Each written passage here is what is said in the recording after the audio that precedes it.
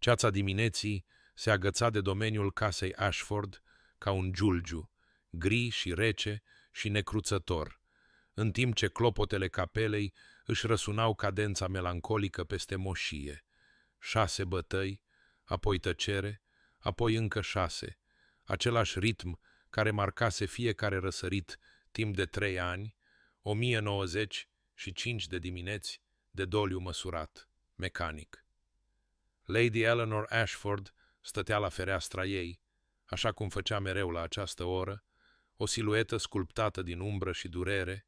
rochia ei neagră de doliu, severă, pe fundalul pereților palizi ai camerei sale, materialul atât de familiar acum, încât se simțea ca o a doua piele, sau poate un giulgiu pe care îl purta încă respirând. Avea 26 de ani, deși servitorii șopteau că părea fără vârstă, în felul celor care au încetat să mai trăiască, nu tânără, nu bătrână, ci pur și simplu suspendată, prinsă între lumea luminii și tărâmul amintirilor. 3 ani. 3 ani de când sosise scrisoarea ce aducea vestea că nava capitanului Thomas Ashford se scufundase într-o furtună în largul coastei portugheze, că soțul ei de abia 18 luni fusese luat de mare, că era văduvă înainte de a fi învățat cum se cuvine să fie soție. 3 ani de când nu mai purtase nicio altă culoare în afară de negru, de când nu mai participase la nicio adunare, de când nu mai cântase sau dansase sau râsese, fără să strivească imediat impulsul sub greutatea a ceea ce datora memoriei lui Thomas. Ritualul ei zilnic se calcifiase în ceva imuabil, capela în zori, unde îngenunchea pe pietrele tocite sub genunchii ei, o plimbare solitară prin grădini pe care nu le mai vedea cu adevărat, micul dejun luat singur în sufrageria mică, cu draperiile trase împotriva ofensei luminii soarelui, ore petrecute cu broderia sau citind fără a absorbi nimic, cina în aceeași cameră sumbră, apoi culcarea în încăperi unde portretul lui o privea dormind. Sătenii vorbeau despre ea în șoaptă. Văduva care nu vrea să renunțe, o numeau ei,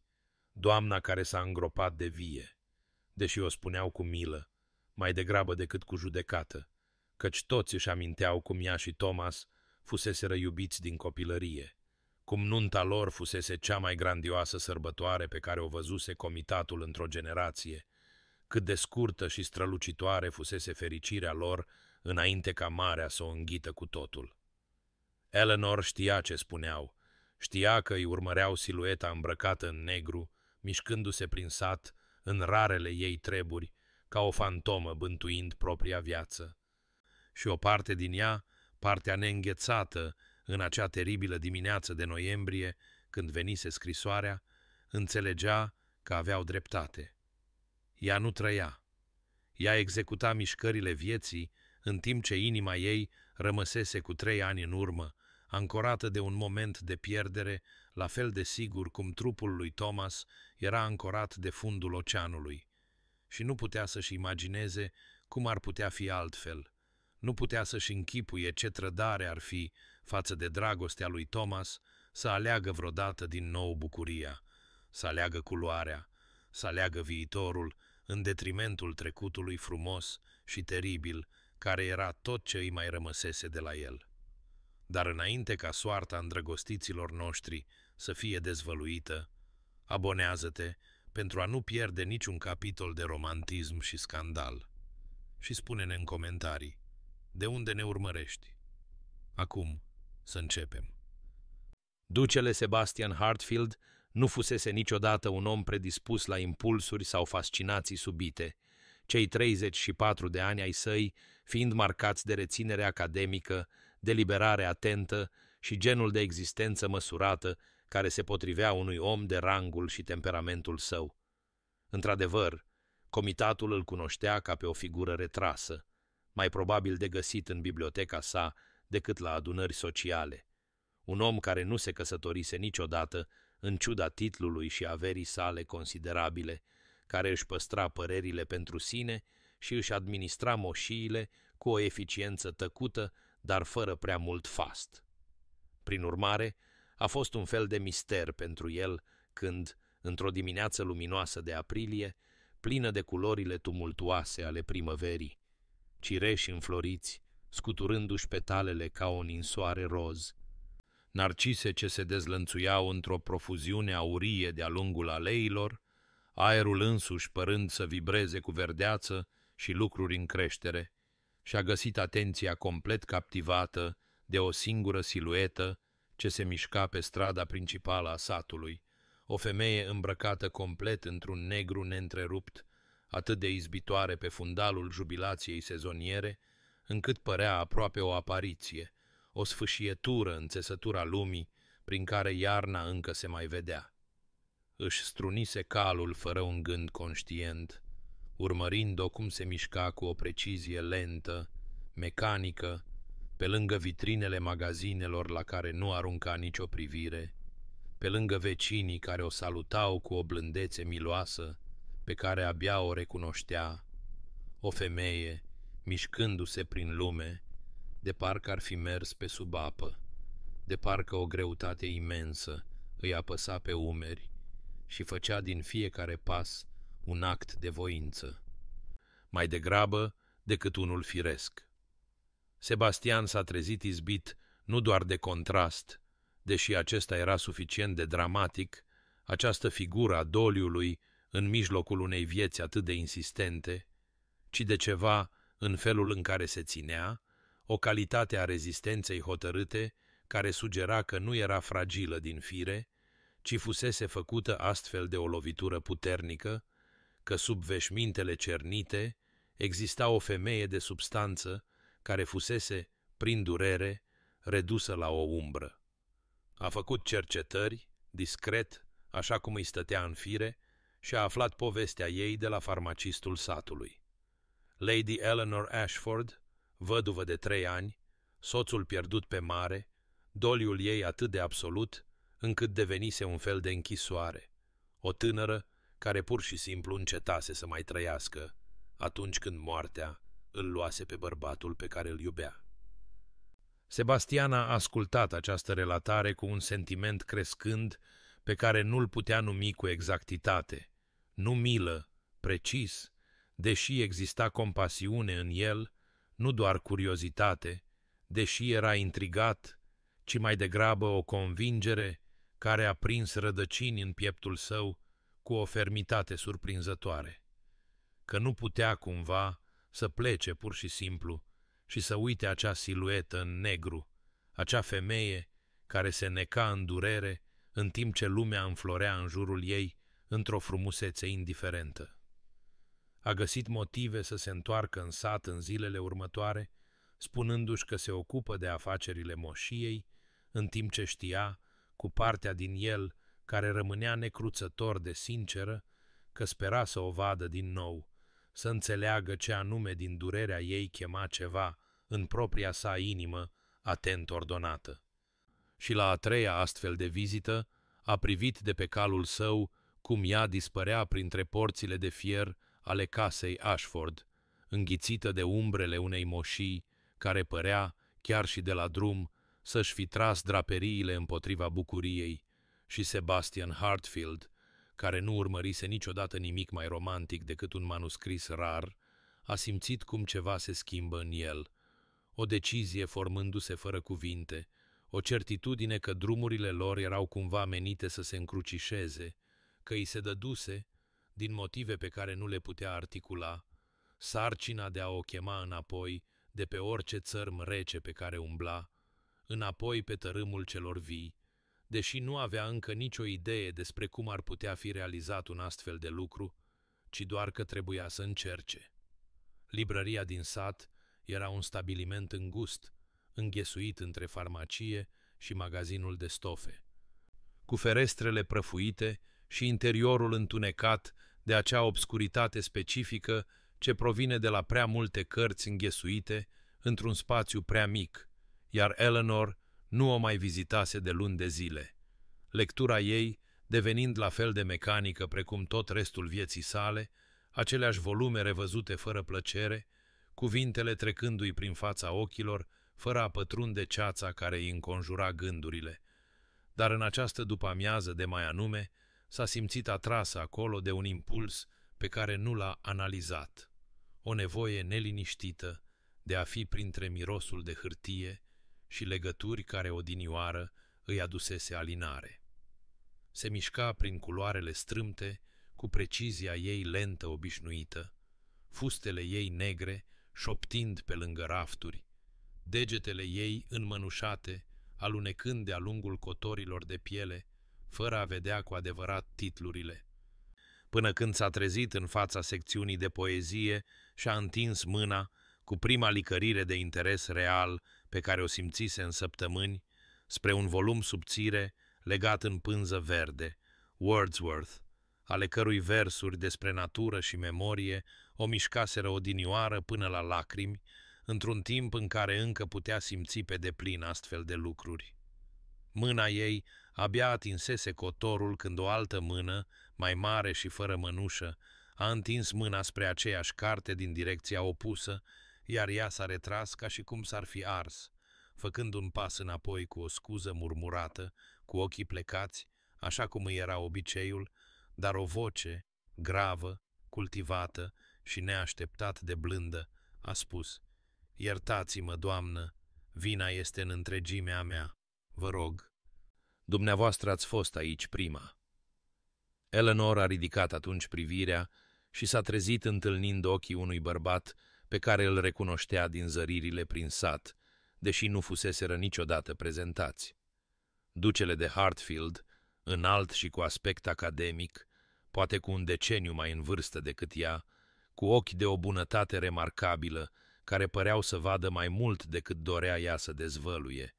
și s-a simțit brusc, acut conștientă de cum trebuie să apară în fața lui. Materialul uzat al rochiei ei de doliu, veche acum de 3 ani și arătându-și vârsta în ciuda întreținerii atente, paloarea pielii ei care vorbea despre prea multe ore petrecute în interior, subțirimea care venea din mâncatul fără poftă,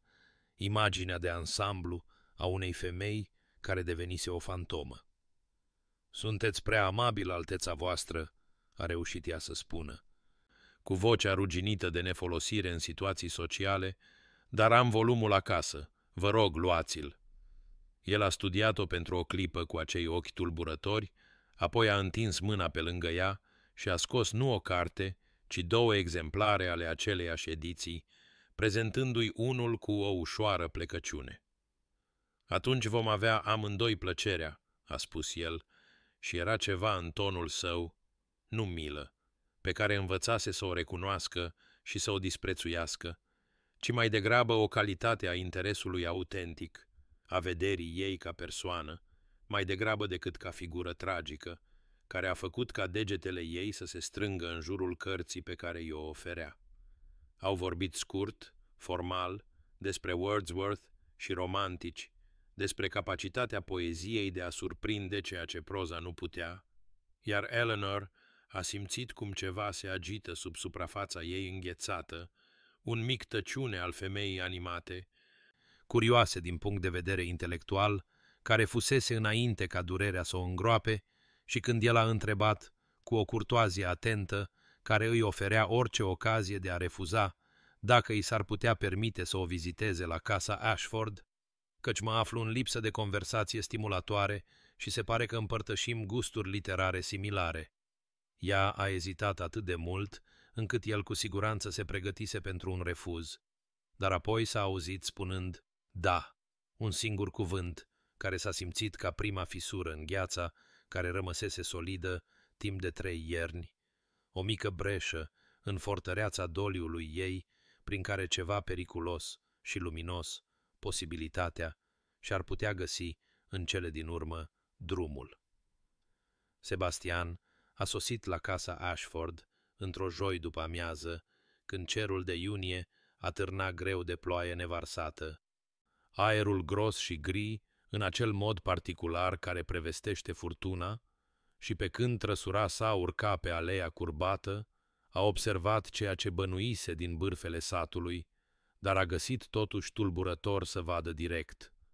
Casa însăși părea a fi în doliu, ferestrele ei acoperite cu draperii întunecate, care nu permiteau nicio privire în interior, ușa ei neîmpodobită cu flori de sezon, ci lăsată goală și sobră, întregul edificiu, prezentând o față de retragere hotărâtă din lume, ca și cum clădirea s-ar fi contractat în jurul durerii stăpânei sale și acum o reflecta în piatră și umbră. Eleanor l-a primit în salon, un spațiu care poate fusese cândva încântător, dar acum exista într-un crepuscul perpetu, oglinzile acoperite cu pânză neagră, așa cum dicta obiceiul. Mobilierul învăluit în huse de protecție, care dădeau impresia unor fantome așezate în aranjament de-a lungul pereților, și ea a turnat ceaiul cu mâini care tremurau ușor, fie din cauza prezenței neobișnuite a unui vizitator, fie din cauza unei tulburări mai profunde, nu putea spune, în timp ce rostea mici scuze pentru starea casei, pe care el le-a înlăturat cu blândețe. Au vorbit la început despre literatură, despre volumul de Wordsworth care îi adusese împreună, și Sebastian a urmărit cu atenție cum vocea lui Eleanor, ezitantă la început și subțire de nefolosire, s-a întărit treptat pe măsură ce discuta despre tratamentul memoriei și al pierderii într-un anumit poem, observațiile ei fiind ascuțite și bine cumpănite, dezvăluind o minte pe care durerea o tocase, dar nu o distrusese, o inteligență pe care izolarea o atenuase, dar o lăsase fundamental intactă.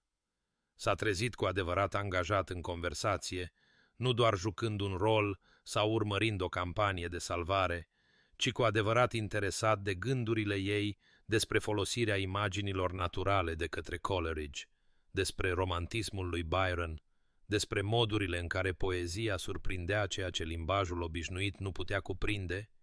și și-a dat seama că sub veșmintele cernite și durerea exersată exista o femeie de substanță și profunzime pe care dorea foarte mult să o cunoască. Sebastian a avut grijă să evite orice mențiune a pierderii ei, orice îndemn spre subiecte care ar putea provoca durere, tratând-o în schimb așa cum ar fi tratat orice egal intelectual cu care dorea să converseze, și a observat, deși ea poate că nu, cum se apleca ușor înainte în timp ce vorbea,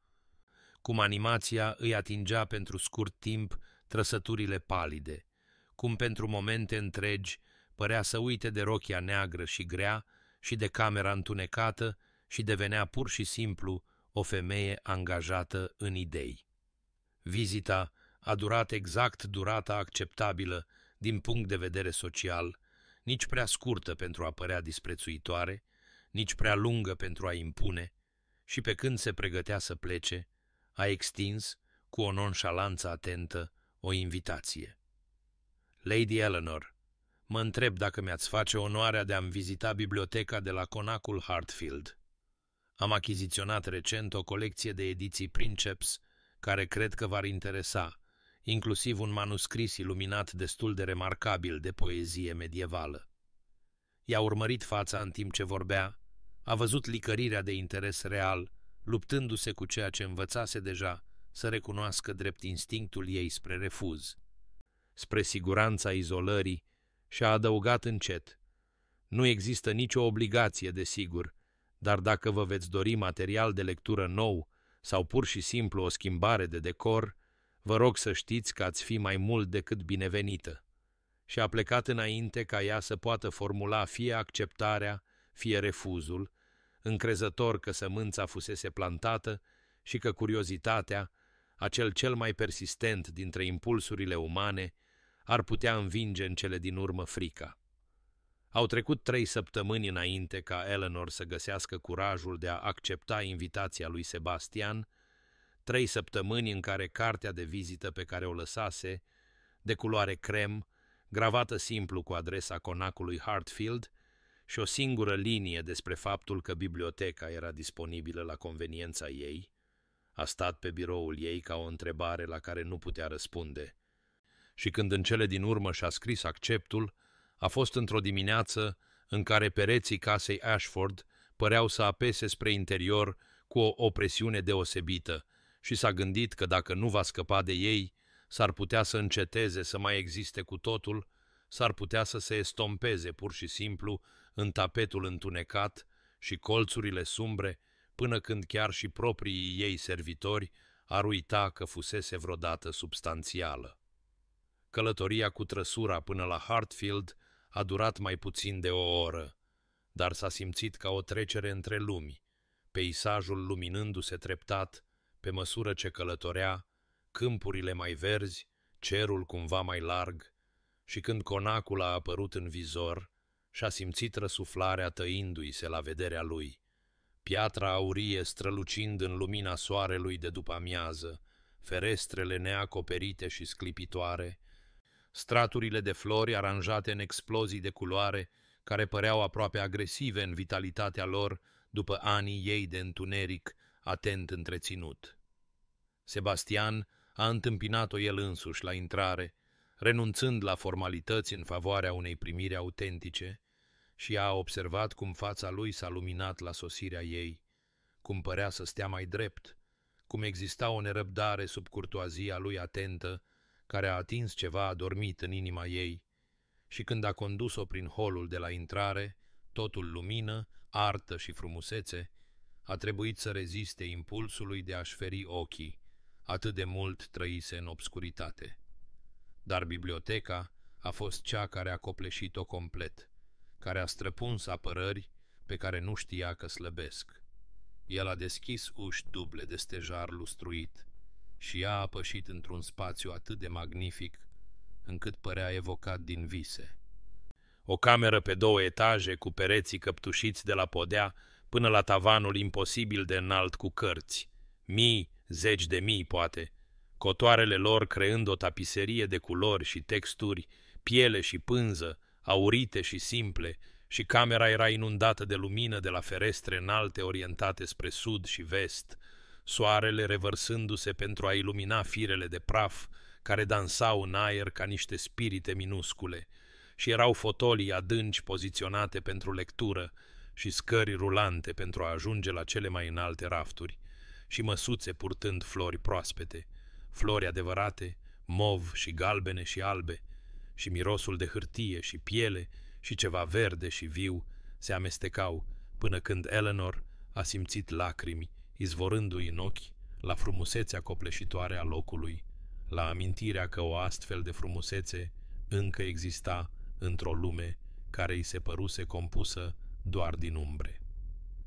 Sebastian nu a spus nimic, pur și simplu a lăsat-o să stea și să absoarbă totul, și ea i-a fost recunoscătoare pentru tăcerea lui, pentru felul în care s-a mișcat în liniște pentru a sta lângă una dintre ferestre, oferindu-i spațiu să experimenteze camera fără a fi observată, deși, desigur, el o observa. Știa asta, putea simți calitatea atenției sale chiar și cu privirea întoarsă, dar era o observație fără judecată, fără așteptări, privirea cuiva care aștepta să vadă o floare înflorind, fără a-i cere să o facă la un anume termen. A înaintat încet, ezitant, fustele ei negre șoptind pe podeaua de parchet,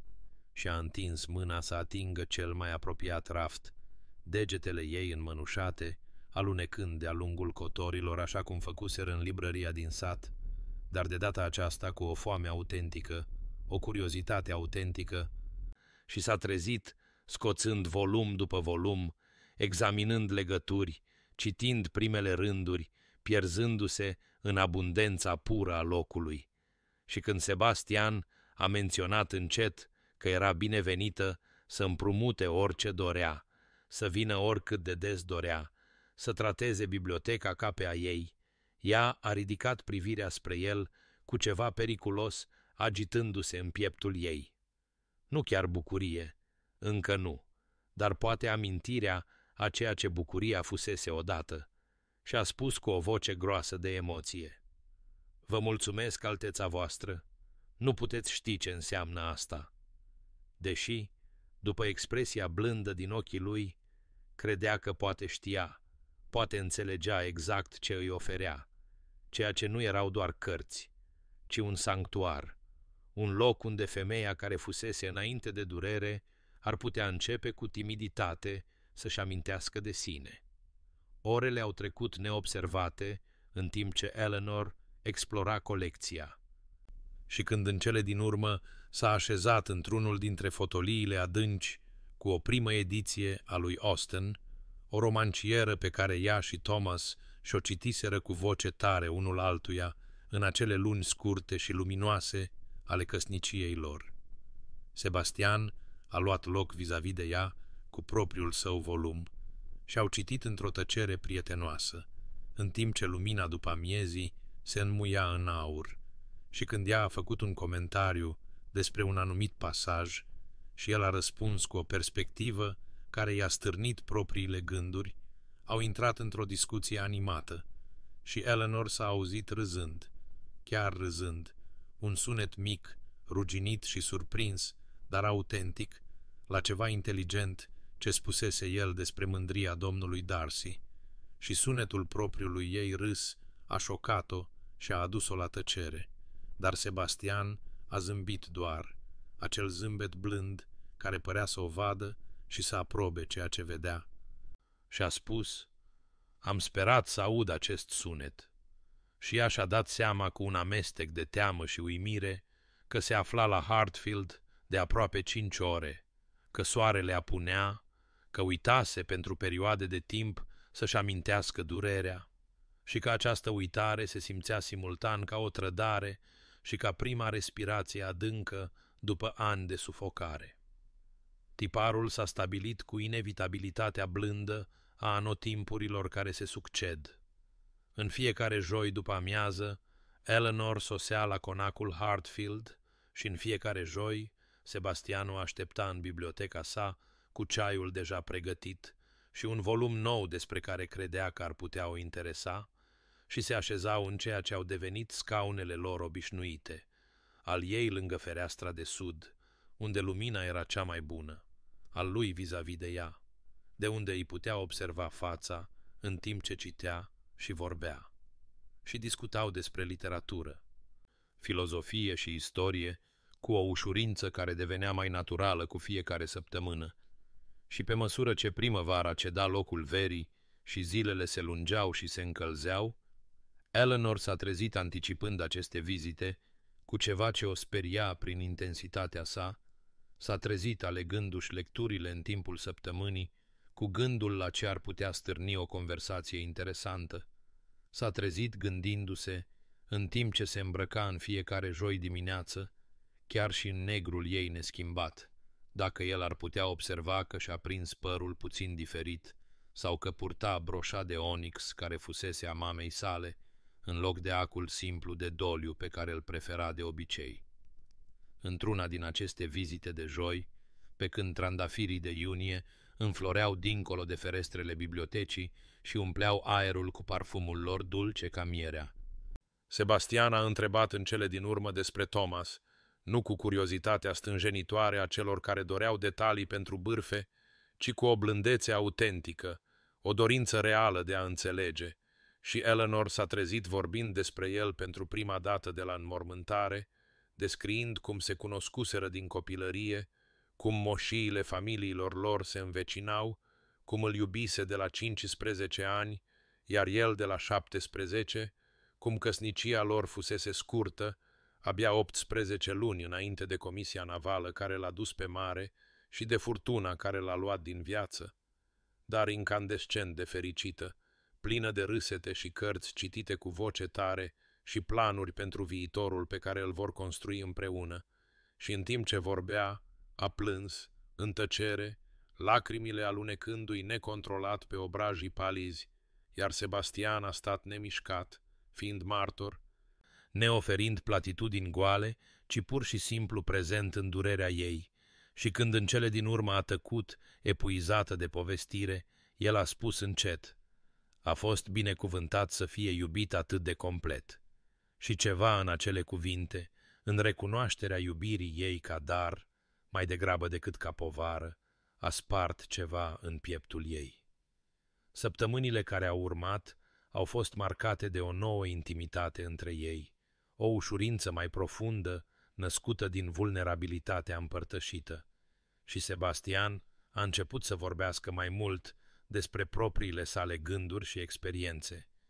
iar Eleanor a început să aștepte cu nerăbdare zilele de joi, nu doar ca o evadare din întunericul casei Ashford, ci ca momentele cele mai adevărate ale săptămânii, orele în care se simțea cel mai vie, cel mai ea însăși.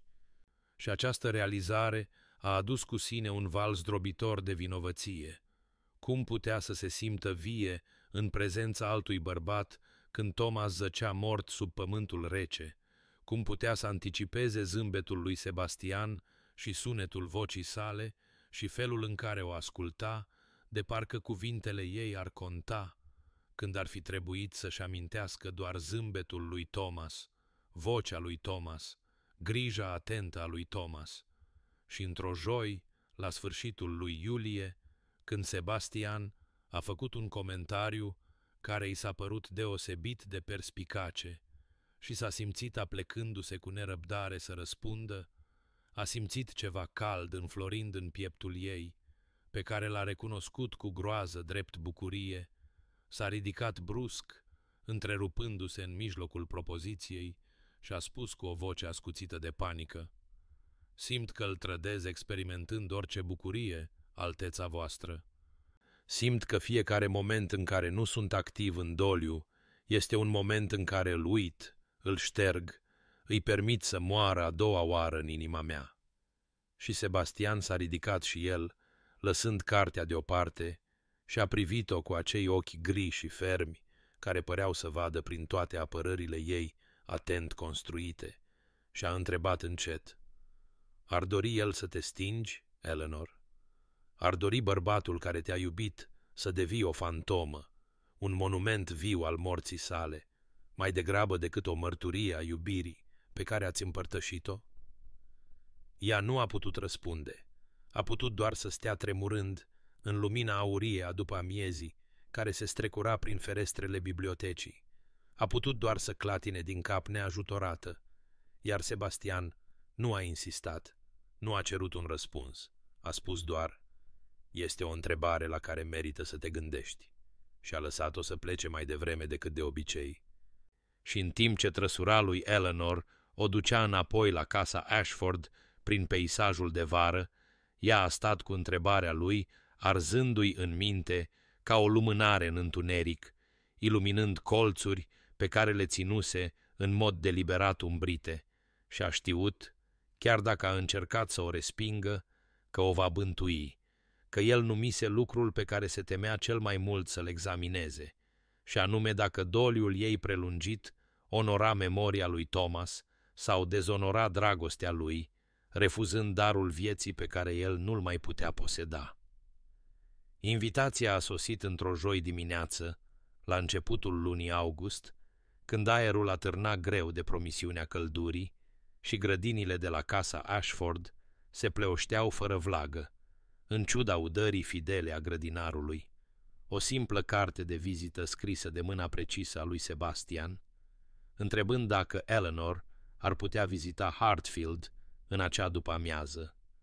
Nu pentru bibliotecă, ci pentru grădini, care erau, scria el, la apogeul lor și pe care credea că le-ar putea găsi de interes. Și deși primul instinct al lui Eleanor a fost să refuze, biblioteca era sigură, conținută, un sanctuar cunoscut, în timp ce grădinile însemnau deschidere, expunere și frumusețe imprevizibilă. S-a trezit scriindu-și acceptul înainte de a putea examina prea îndeaproape de ce gândul de a-l dezamăgi îi provoca un asemenea disconfort. A sosit în negrul ei obișnuit, materialul absorbind soarele de august, până când a simțit că s-ar putea dizolva în căldură, iar Sebastian a întâmpinat-o nu la intrarea principală, ci la o poartă laterală care se deschidea spre grădinile de est, și în momentul în care a pășit prin acea poartă și-a simțit răsuflarea tăindu-i se, pentru că intrase într-o lume de o culoare atât de tumultuoasă, încât anii ei de existență monocromă păreau să se retragă de la ea. Trandafiri, în toate nuanțele imaginabile, înfloreau în profuzie, parfumul lor gros și dulce plutind în aer, și erau nemțișori înalți în nuanțe de albastru, atât de vii, încât te durea să te uiți la ei, și crini aurii, și lavandă mov care zumzăia de albine, și silueta ei îmbrăcată în negru, mișcându-se prin acest peisaj, era atât de izbitor de incongruentă, încât s-a simțit ca o pată de cerneală vărsată pe o pictură în acuarelă. Sebastian a mers alături de ea, spunând puține, permițând grădinii însăși să vorbească, și a condus-o mai adânc în spațiu, până au ajuns la o zonă retrasă, înconjurată de garduri vii, unde fusese pregătit un strat special, și aici, separat de haosul culorilor din altă parte, creșteau doar trandafiri de cel mai pur alb, zeci de tufe, sute de flori, de la boboci strânși la flori complet deschise, care păreau să strălucească în umbra pătată. Și Eleanor s-a oprit la vederea lor, ceva strângându-i se în gât la frumusețea lor austeră. Cultiv această varietate de 3 ani, a spus Sebastian încet, apropiindu-se de un exemplar deosebit de magnific, degetele lui blânde pe petale, lucrând cu grădinarul meu șef pentru a obține exact această nuanță, nu crem, nu ivoriu, ci alb adevărat, alb pur. Și s-a întors să o privească cu o expresie de o seriozitate atât de atentă, încât ea s-a simțit expusă, văzută, și el a continuat. Albul nu este absența doliului, Eleanor, este doliul transformat, durerea care a trecut prin foc și a ieșit schimbată, dar nu distrusă, și în multe culturi este culoarea amintirii, a onorării a ceea ce a fost, recunoscând în același timp ceea ce este. Ea nu a putut vorbi, a putut doar să stea tremurând ușor în rochia ei neagră și fierbinte, înconjurată de flori albe și reci, iar Sebastian s-a apropiat, fără a o atinge, dar suficient de aproape încât să poată vedea speranța și ezitarea din ochii lui, și a spus: culoarea nu este trădare, nu este uitare, nu este înlocuire sau respingere sau dezonorare, este pur și simplu recunoașterea că viața continuă, că frumusețea încă există, că tu încă existi, nu doar ca văduva lui Thomas, ci ca Eleanor, ca o femeie cu capacitate de bucurie, creștere și transformare. Și a arătat spre trandafirii albi din jurul lor, adăugând: aceste flori onorează trecutul trăind în prezent. Ele sunt atât memorial, cât și celebrare, atât amintire, cât și reînnoire, și nu există nicio contradicție în această dualitate. Eleanor a simțit lacrimi alunecându-i pe obraj, a simțit greutatea cuvintelor lui și grija din spatele lor, s-a simțit atinsă și îngrozită în egală măsură, pentru că el îi cerea ceva. Nu explicit, încă nu, dar invitația era acolo, în simbolismul grădinii, în trandafirii albi pe care îi cultivase de ani de zile,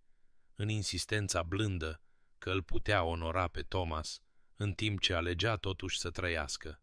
Și nu era pregătită? Încă nu. Nu se putea încă imagina în altceva decât negru, fără să simtă că se dezbrăca de singura identitate care o susținuse timp de 3 ani de goliciune. Și așa că a spus, cu vocea aspră de emoție: sunt frumoși, alteța voastră, cu adevărat frumoși, și înțeleg ce spuneți, dar nu pot. Încă nu sunt pregătită. Și Sebastian a dat din cap. Nici o dezamăgire vizibilă în expresia sa, doar răbdare, răbdare infinită. Și a răspuns: știu, nu îți cer să fii pregătită acum, doar plantez o sămânță, îți arăt că există o altă cale atunci când vei fi pregătită să o vezi. Dar pe când Eleanor părăsea Hartfield în acea după-amiază, aruncând o ultimă privire înapoi spre grădina închisă de trandafiri albi, s-a simțit tulburată într-un mod care a ținut-o trează în acea noapte și în multe nopți următoare, pentru că el îi arătase o viziune a transformării și nu se mai putea devedea, nu se mai putea întoarce complet la certitudinea doliului ei, iar întrebarea pe care o plantase a înflorit în mintea ei ca acei trandafiri albi, persistentă, frumoasă și imposibil de ignorat. Zilele care au urmat vizitei lui Eleanor la grădina de trandafiri albi au adus o confruntare pe care nu o mai putea evita, un adevăr care s-a cristalizat în orele de nesomn ale nopților întunecate de august, când stătea în patul ei la casa Ashford și își recunoștea ceea ce negase de săptămâni. Că anticiparea pe care o simțea în fiecare joi nu era doar pentru literatură și conversație, ci pentru Sebastian însuși, pentru felul în care ochii lui se încălzeau când intra într-o cameră, pentru grija cu care îi asculta gândurile, de parcă ar fi contat profund, pentru blândețea prezenței sale, care o făcea să se simtă văzută și prețuită în moduri pe care nu le mai simțise de la moartea lui Thomas. Și această realizare a adus cu sine o groază atât de zdrobitoare, încât s-a ridicat din pat și s-a plimbat prin camera ei întunecată ca un animal în cușcă, șoptindu-și: Nu pot, nu trebuie, asta e trădare, asta e înlocuire. Asta înseamnă că dragostea lui Thomas nu a fost veșnică, nu a fost de ajuns, că sunt necredincioasă și falsă și nedemnă de devotamentul pe care pretindeam că îl simt. Și vinovăția care a coborât asupra ei a fost sufocantă în totalitatea ei, o greutate care îi apăsa pieptul până când abia mai putea respira. A înțeles cu o claritate teribilă că dezvolta sentimente pentru Sebastian care depășeau cu mult prietenia sau recunoștința, că atunci când se îmbrăca în diminețile de joi, se gândea la el, că atunci când citea în timpul săptămânii, își imagina răspunsul lui la pasajele pe care le găsea semnificative, că începuse să-i pese de ce credea el despre ea în moduri care nu aveau nicio legătură cu tovărășia intelectuală și totul de a face cu mișcările trădătoare ale inimii ei. Și această cunoaștere s-a simțit ca o violență împotriva memoriei lui Thomas, împotriva jurămintelor pe care le rostise, împotriva celor 3 ani de doliu fidel care îi definiseră existența de la moartea lui.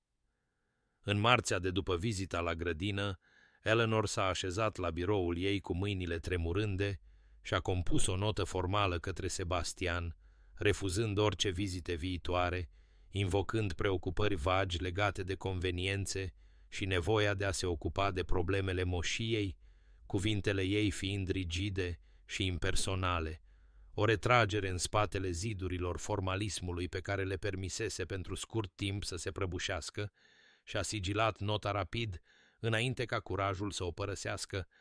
și a trimis-o cu un servitor, iar apoi s-a întors în camera ei și a plâns cu o dezolare care rivaliza cu primele zile ale văduviei ei, pentru că pierdea ceva prețios, chiar dacă se convingea că pierderea era necesară. În săptămânile care au urmat, s-a întors la cea mai strictă respectare a ritualurilor ei de doliu,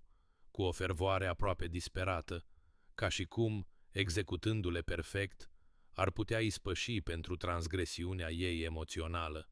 A participat la capelă nu odată, ci de 2 ori pe zi. A petrecut ore în șir, îngenunchind la micul altar din salonul ei privat, unde atârna portretul lui Thomas. A purtat doar cele mai austere veșminte negre, fără măcar micile vanități ale broșei de onix sau ale aranjamentelor diferite ale părului, și-a luat mesele în singurătate și a vorbit cu servitorii ei doar când era absolut necesar. S-a plimbat pe cărările preferate ale lui Thomas din grădină și s-a forțat să-și amintească, să-i conjure activ fața, vocea și atingerea, ca nu cumva să-l dezonoreze și mai mult, permițând acelor amintiri să se estompeze. Dar lucrul ciudat și teribil era că amintirile păreau mai puțin vii acum decât fuseseră, ca și cum timpul petrecut cu Sebastian ar fi introdus un curent concurent care făcea mai dificil să audă clar vocea lui Thomas. Și această realizare nu a făcut decât să-i adâncească vinovăția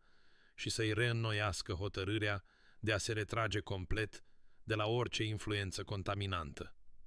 Satul a observat recluziunea ei sporită, a șoptit că văduva Ashford s-a retras și mai mult în doliul ei, că devenea mai mult fantomă decât femeie, că era nefiresc pentru cineva atât de tânăr să rămână atât de hotărât separat de viață, și doamna Weatherby, care ținea magazinul de stofe, a remarcat oricui voia să asculte că Lady Ashford avea înfățișarea cuiva care se stinge, că pielea ei devenise translucidă și ochii ei goi, că se mișca prin lume, de parcă ar fi fost deja pe jumătate plecată din ea, și aceste observații i-au fost transmise înapoi lui Eleanor de către camerista ei, care se îngrijora de starea în declin a stăpânei sale, dar a primit doar o respingere rece pentru grija ei, pentru că Eleanor își făcuse alegerea și nu se lăsa clintită de la ea, nu-și permitea să fie ispitită înapoi spre căldura periculoasă a prieteniei lui Sebastian și a oricăror sentimente trădătoare care se aflau sub ea. Săptămânile de după retragerea lui Eleanor s-au transformat în luni, pe măsură ce vara s-a stins în toamnă, iar ploile din septembrie au lăsat loc strălucirii clare a lunii octombrie și apoi răcelii cenușii a lunii noiembrie, și pe parcursul acestei succesiuni de anotimpuri, Sebastian a păstrat o tăcere care nu era absență, ci mai degrabă un alt fel de prezență, o așteptare răbdătoare care s-a manifestat prin gesturi atât de subtile, încât Eleanor le-ar fi putut rata dacă nu ar fi fost atentă, în ciuda ei, la orice semn de la el. Primul gest a venit la o săptămână după nota ei formală de refuz, când a găsit pe pragul ușii un volum pe care îl menționase întreagăt în timpul uneia dintre conversațiile lor din bibliotecă, o colecție de poezie metafizică pe care o iubise în tinerețe, și strecurată între paginile sale era o singură petală de trandafir alb presată și nimic mai mult, nici un bilet, nici o cerere, doar această ofrandă tăcută pe care a dus-o în camera ei și a plâns deasupra ei înainte de a o așeza cu grijă pe noptieră, unde o putea vedea în fiecare dimineață la trezire. Cadourile au continuat la intervale neregulate, niciodată intruzive, niciodată cerând un răspuns. Un roman nou de un autor despre care discutaseră, o schiță botanică de frunze de toamnă redată în detalii rafinate, un volum de filozofie cu un pasaj despre transformare marcat de o panglică de mătase și întotdeauna erau florile presate, trandafirii albi lăsând loc frunzelor aurii de toamnă și asterilor cu înflorire târzie, fiecare fiind o mică insistență că frumusețea persista, că lumea își continua ciclurile, indiferent de retragerea ei din ea. Și Eleanor a primit aceste ofrande cu emoții pe care nu le putea descurca, recunoștință și resentiment și dorință, toate amestecate, pentru că o parte din ea dorea ca el să o lase pur și simplu să se stingă în pace, în timp ce o altă parte, o parte pe care încerca cu disperare să o ignore, prețuia fiecare cadou ca dovadă că nu fusese uitată, că cineva în lume o considera încă demnă de considerație. Cu unele dintre cărți au venit scurte bilete scrise de mâna precisă a lui Sebastian, niciodată personale, niciodată insistente, dar conținând citate care vorbeau despre starea ei cu o acuratețe uluitoare. Un rând de la Marcus Aurelius despre necesitatea schimbării, un pasaj de la Iuliana din Norwich despre cum toate lucrurile vor fi bine, un verset din Psalmi despre plânsul care durează o noapte, dar bucuria care vine dimineața. Și Eleanor citea aceste fragmente singură în camera ei, adesea târziu în noapte, când nesomnul o cuprindea, și urmărea cuvintele cu degete tremurânde și simțea atenția grijulie din spatele lor, felul în care el îi vorbea peste distanța pe care o impusese, nu argumentând sau pledând, ci pur și simplu oferind alternative la narațiunea durerii eterne pe care o construise. Bătălia ei internă s-a intensificat, nu s-a rezolvat în aceste luni de separare, pentru că absența lui a făcut-o să realizeze cât de mult ajunsese să depindă de prezența lui, cum vizitele săptămânale deveniseră arhitectura în jurul căreia își organiza timpul,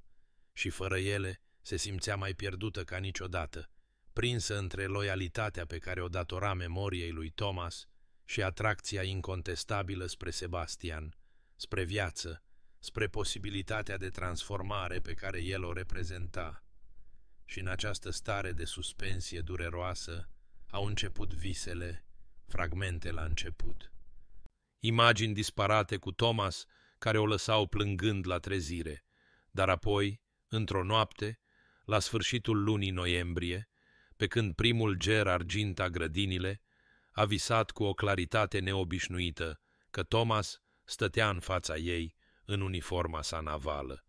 nu așa cum fusese în moarte, înecat, absent, irecuperabil, ci așa cum fusese în viață, tânăr, vibrant și zâmbitor. Și i-a luat mâinile și i-a spus cu o claritate perfectă: Eleanor, iubirea mea, nu ai fost niciodată menită să mă urmezi în întuneric. Ai fost menită să duci mai departe în lumină ceea ce am construit împreună. Și asta înseamnă să trăiești cu adevărat, nu această semi-existență pe care ai ales-o.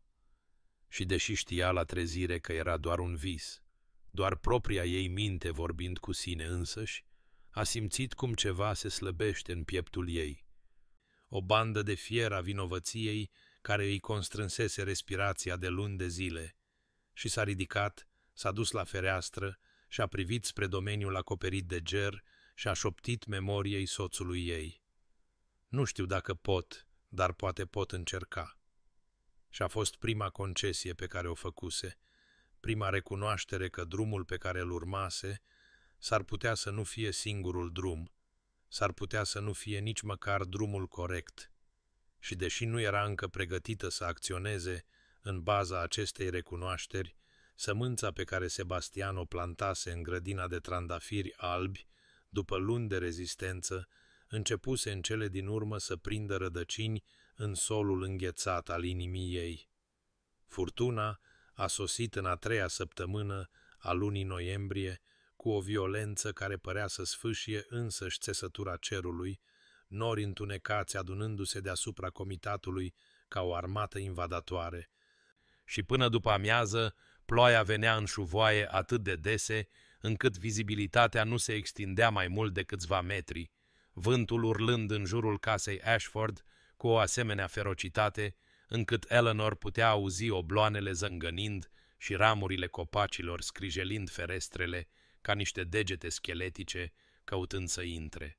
și se mișca prin coridoarele ei întunecate cu o neliniște crescândă, în timp ce servitorii se grăbeau să asigure ușile și să plaseze găleți sub scurgerile care se deschiseseră în acoperișul vechi, casa gemând sub asalt, ca și cum și ea ar fi fost obosită să stea împotriva elementelor. Și apoi, pe când se lăsa seara și furtuna se intensifica în loc să se potolească,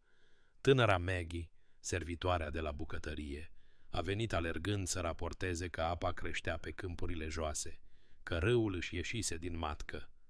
că administratorul terenului spunea că pivnițele se vor inunda în câteva ore și poate și etajele inferioare, și Eleanor a simțit o fâlfâire de teamă reală, deoarece casa Ashford se afla într-o depresiune naturală care o făcea vulnerabilă la astfel de inundații. Și în timp ce dirija servitorii să mute obiectele de valoare la etajele superioare, a auzit sunetul unei trăsuri sosind, a auzit voci urgente în holul de la intrare și a coborât să-l găsească pe Sebastian acolo, picurând apă de ploaie pe podelele ei de marmură, haina lui groasă fiind udă leoarcă, fața lui marcată de îngrijorare, în timp ce vorbea rapid cu majordomul ei despre pericol, despre cum venise personal când și-a dat seama că inundația va ajunge la moșia ei, despre cum trebuia să vină cu el imediat la conacul Hartfield, care se afla pe un teren mai înalt și ar fi rezistat furtunii în siguranță. Primul instinct al lui Eleanor a fost refuzul, o retragere reflexă în spatele zidurilor de conveniență și izolare autoimpusă. Nu putea accepta sub nicio formă o astfel de invitație. Nu se putea plasa sub acoperișul lui, nu își putea permite să fie atrasă înapoi în orbita lui, când muncise atât de mult să mențină distanța.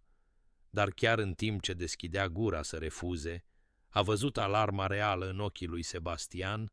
l-a auzit pe administratorul ei confirmând că situația era într-adevăr gravă, că s-ar putea ca casa să nu fie sigură peste noapte și a înțeles cu o claritate bruscă că aceasta nu era o chestiune de convenție socială sau de protecție emoțională, ci de supraviețuire practică,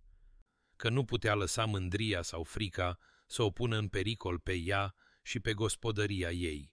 și astfel s-a trezit dând din cap, acceptând, instruindu-și servitorii de rang înalt să asigure ce puteau și apoi să caute adăpost în sat, în timp ce îi permitea lui Sebastian să o conducă la trăsura lui, ploaia udând-o imediat prin mantia ei neagră, în timp ce alergau pe alee, vântul aproape smulgând-o de pe picioare, înainte ca mâna puternică a lui Sebastian să-i prindă cotul și să o stabilizeze în vehicul.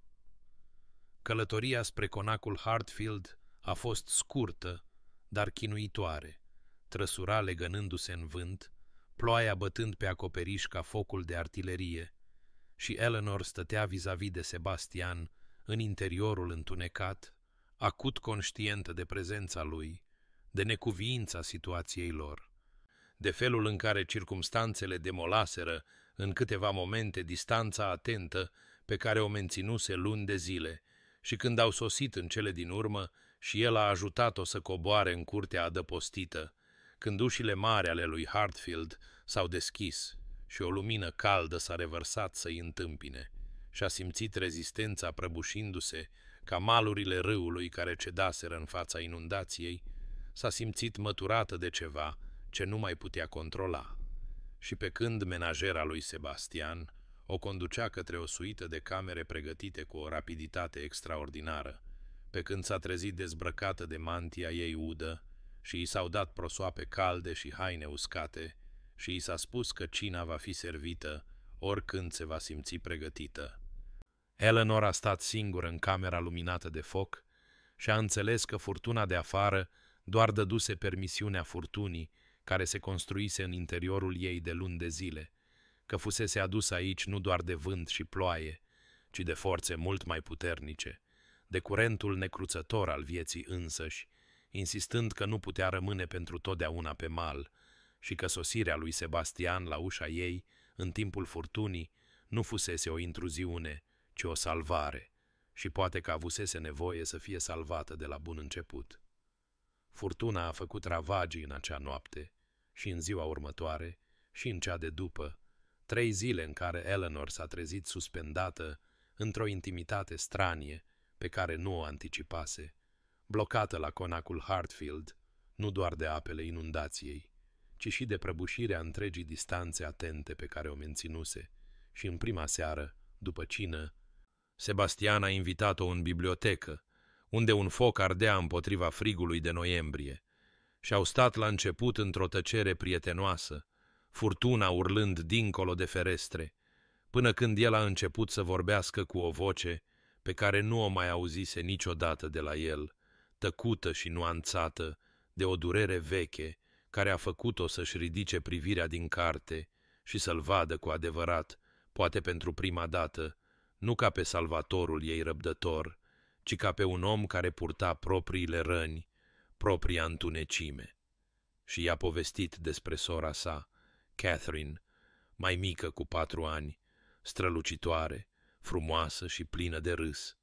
care murise la 19 ani de o febră care venise brusc și nemilos, și cum el călătorea în străinătate când s-a întâmplat, cum se întorsese și o găsise deja îngropată. Cum vinovăția absenței sale săpase ceva gol în pieptul lui pe care nimic nu-l putea umple. Am purtat negru în inima mea ani de zile, a spus Sebastian, privind în flăcări profilul său conturat ascuțit de lumina focului, deși am continuat să mă mișc în societate, să-mi administrez moșiile, să fac toate lucrurile așteptate de la un duce. Dar nu eram cu adevărat prezent, Eleanor. Executam mișcările vieții, în timp ce partea esențială a mea rămăsese blocată în acel moment când am stat la mormântul ei și am înțeles că nu-i voi mai auzi niciodată vocea, nu-i voi mai vedea zâmbetul, nu voi mai avea șansa să-i spun că îmi pare rău că nu am fost acolo când a avut nevoie de mine cel mai mult. Eleanor a simțit lacrimile ridicându-i se, nu doar pentru pierderea lui,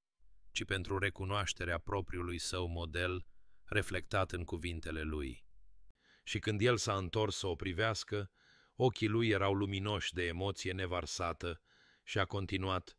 a fost administratorul meu, un bărbat în vârstă care mă cunoștea de la naștere, care mi-a spus în cele din urmă: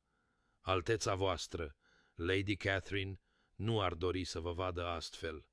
Ea, care iubea viața atât de aprig, ar fi cu inima frântă să știe că ați încetat să mai trăiți în numele ei. Și deși am fost furios la început, deși i-am respins cuvintele ca fiind prezumțioase, ele au lucrat în mine ca o așchie pe care nu o puteam scoate. Și treptat am ajuns să înțeleg că doliul meu prelungit nu o onora pe Catherine, ci mai degrabă trăda tot ceea ce ea reprezentase, că cel mai adevărat tribut pe care îl puteam oferi memoriei ei nu era să mă alătur ei în moarte, ci să trăiesc pe deplin,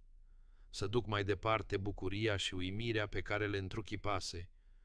să permit iubirii ei să coexiste alături de noi iubiri, noi experiențe, noi capitole ale unei vieți pe care ea ar fi vrut să o îmbrățișez. A făcut o pauză, a întins mâna peste spațiul mic dintre scaunele lor și pentru prima dată i-a atins mâna, degetele lui calde și solide pe ale ei, reci, și Eleanor a simțit cum ceva se sparge în interiorul ei. Toate lacrimile pe care le ținuse înghețate timp de 3 ani s-au dezghețat și au curs brusc, și a plâns așa cum nu plânsese nici măcar la înmormântarea lui Thomas, cu hohote mari, zguduitoare, care i-au cutremurat întregul trup. Și Sebastian s-a mișcat să îngenuncheze în fața scaunului ei, ținându-i acum ambele mâini, fără să vorbească, doar prezent, doar martor la durerea ei, fără să încerce să o repare, să o oprească sau să o grăbească spre rezolvare. Și în acel moment Eleanor a înțeles că de asta avusese nevoie de la bun început, nu de cineva care să o convingă să renunțe la durerea ei sau să o rușineze pentru durata ei, ci de cineva care parcursese un drum similar și ieșise la lumină nu prin uitare sau înlocuire, ci prin munca mai grea, mai curajoasă, de a permite viața alături de amintire. Și când lacrimile ei s-au potolit în cele din urmă și a privit în fața lui Sebastian, încă atât de aproape de a ei, a văzut reflectat acolo nu milă, ci înțelegere, nu presiune, ci răbdare. Și ceva s-a schimbat între ei, o barieră care fusese făcută din gheață și umbră s-a dizolvat în căldura focului și în adevărul suferinței împărtășite. Și deși niciunul nu a vorbit despre dragoste în acea seară, deși Sebastian s-a întors pe scaunul său și au stat în tăcere în timp ce furtuna își continua asaltul asupra lumii de dincolo de ziduri, Eleanor a simțit pentru prima dată în 3 ani că nu era complet singură, că poate drumul înainte nu era unul pe care trebuia să-l parcurgă în întuneric solitar și că mâna pe care i-o oferise Sebastian nu îi cerea să-l abandoneze pe Thomas, ci mai degrabă să-l onoreze, alegând să continue călătoria vieții. Vremea s-a îndreptat în a 4-a dimineață. O lumină palidă a soarelui, filtrându-se prin nori zdrențuiți, care alergau spre est, ca și cum ar fi fugit de la locul devastării. Și când administratorul lui Sebastian a adus vestea că drumurile erau practicabile și apele inundației se retrăgeau, Eleanor a simțit o strângere ciudată în piept. O senzație pe care a recunoscut-o cu o oarecare rușine ca fiind dezamăgire, căci furtuna crease o suspendare a regulilor obișnuite, un buzunar în afara timpului în care ea și Sebastian existaseră într-o intimitate pe care întoarcerea ei la casa Ashford o va spulbera, și pe când se pregătea să plece, pe când menajera o ajuta să-și pună mantia neagră, acum curățată și uscată, se mișca încet, ca prin apă adâncă, reticentă să spargă suprafața în aerul rece al vieții normale. Sebastian a însoțit-o în trăsură, conveniența cerându-i să o vadă în siguranță acasă, și-au călătorit într-o tăcere apăsătoare, peisajul trecând pe lângă ferestre, devastat de furtună, copacii dezbrăcați de frunzele rămase, câmpurile noroioase și pline de resturi, gardurile prăbușite, și Eleanor s-a gândit cum distrugerea exterioară oglindea ceva interior. Cum cele 3 zile la Hartfield dărâmaseră structuri în interiorul ei pe care le crezuse permanente și nu știa dacă să fie recunoscătoare sau îngrozită. Când au sosit la casa Ashford, daunele erau evidente, dar nu catastrofale. Etajele inferioare se inundaseră într-adevăr, urme de apă pătând pereții, covoarele ruinate, mobilierul deformat, dar structura stătea în picioare și servitorii ei erau deja la lucru cu mopuri și găleți, și Sebastian a insistat să inspecteze daunele cu administratorul ei înainte de a lua în considerare plecarea, mergând prin camerele ude cu o preocupare practică care a atins-o pe Eleanor, chiar dacă o făcea acut conștientă că în curând va pleca, se va întoarce la Hartfield, o va lăsa singură în această casă avariată, iar perspectiva i s-a părut brusc insuportabilă. Despărțirea lor în holul de la intrare a fost formală, observată de servitori, dar când Sebastian i-a luat mâna în semn de rămas bun, strânsoarea lui a zăbovit, ochii lui cercetându-i fața cu o intensitate care i-a tăiat respirația, și a spus încet: "Nu trebuie să fii singură în asta, Eleanor. Mă refer la reparații. Te rog, permite-mi să trimit muncitori să te ajute." Dar amândoi știau că se referea la ceva mult mai larg decât daunele provocate de inundație, și ea a dat din cap, pentru că nu-și putea încrede vocea, și apoi el a plecat, sunetul trăsurii sale estompându-se pe alee, și Eleanor a stat în holul ei ruinat și a simțit cum pereții casei Ashford se închid în jurul ei ca un mormânt în care se sigilase de bunăvoie, a simțit cum întunericul familiar coboară, cu excepția că acum nu mai era familiar, acum era opresiv, sufocant, greșit. În acea seară s-a plimbat prin etajele superioare unde daunele nu ajunseseră, prin camere pe care le ținuse învăluite și întunecate timp de 3 ani, și dintr-un impuls s-a dus în camera ei și a tras husa de pânză de pe oglinda care stătea în colț, oglinda în care nu se privise cum trebuie de la moartea lui Thomas, și în lumina lămpii s-a văzut clar, poate pentru prima dată în toate acele luni lungi, și ceea ce a văzut a îngrozit-o, nu pentru că era urâtă, ci pentru că arăta moartă, fața ei palidă ca ceara de lumânare, ochii ei enormi și bântuiți în orbitele goale, rochia ei neagră, atârnând pe un trup care slăbise, părul ei sever strâns la spate, și arăta ca o femeie care se înnecase, care coborâse în ape întunecate și nu mai ieșise la suprafață, și realizarea a lovit-o cu forța unei lovituri fizice. Nu mai trăiesc. Îmi bântui propria viață, și-a înțeles că Thomas murise cu 3 ani în urmă, dar ea alesese să moară cu el, alesese să devină o fantomă plutind prin camere goale, și prezența răbdătoare a lui Sebastian în ultimele luni nu fusese o intruziune, ci o mână întinsă din lumea celor vii spre tărâmul umbrelor unde își stabilise reședința, o invitație de a se întoarce, de a alege respirația în locul suspendării, și stând acolo, în fața reflecției ei, în casa avariată, pătată de apă și devastată de furtună, Eleanor a simțit pentru prima dată posibilitatea teribilă că ar putea continua această semi-moarte la nesfârșit, că ar putea irosi fiecare an rămas care i-a fost dat, că ar putea lăsa durerea să-i consume nu doar trecutul, ci și viitorul.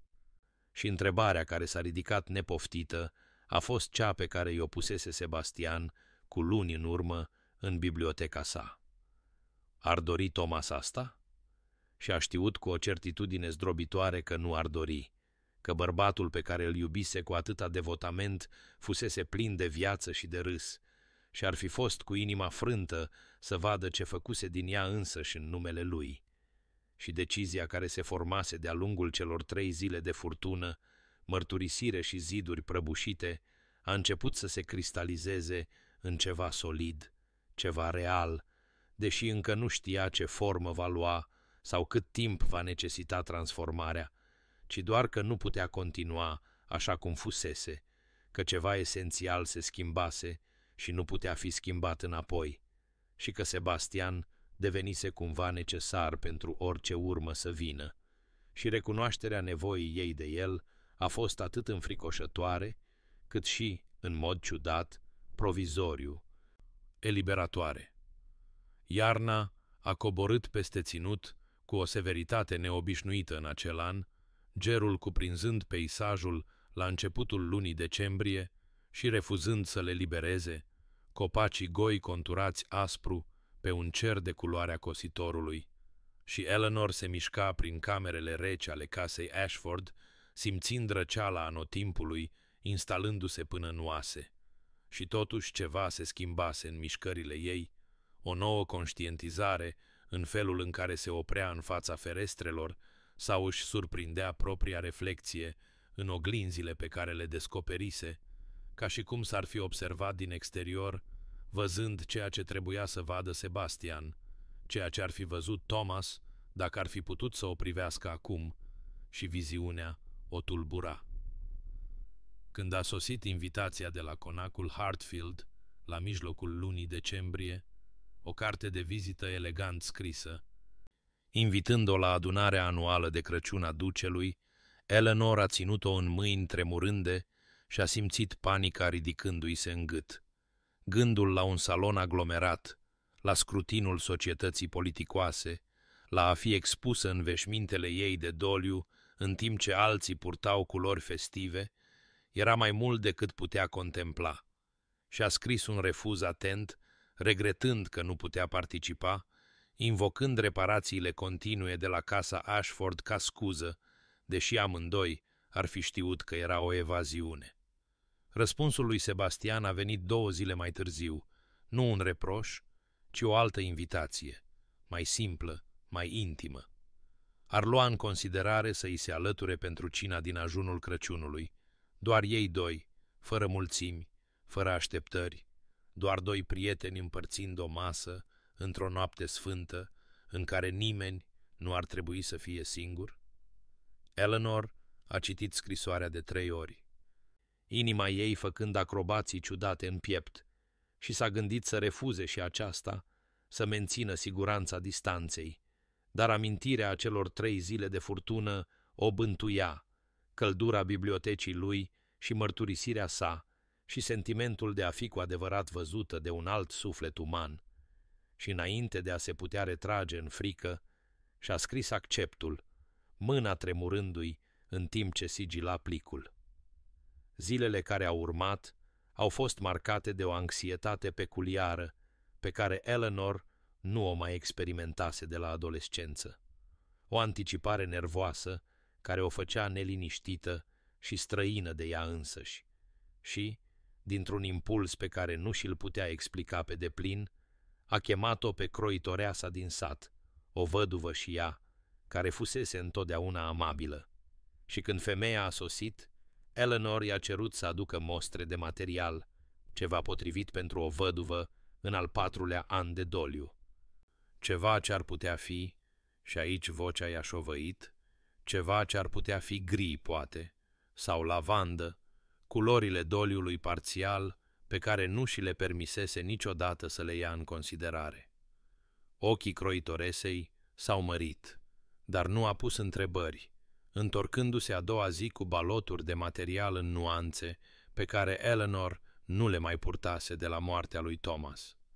Gri porumbel, moale ca un nor, cărbune împletit cu argint, o lavandă palidă care îi amintea de amurg, și Eleanor le-a atins cu degete care tremurau, simțind texturile, imaginându-se în altceva decât negru neîntrerupt, și a comandat 3 iarzi de gri, cea mai închisă nuanță, cel mai mic pas posibil, deși chiar și în timp ce făcea asta, inima îi bătea cu ceea ce se simțea absurd de vinovat, ca o trădare, ca o ușă care se deschidea și pe care o ținuse bătută în cuie. Dar când materialul a sosit și s-a așezat pe patul ei ca o lumină de furtună capturată,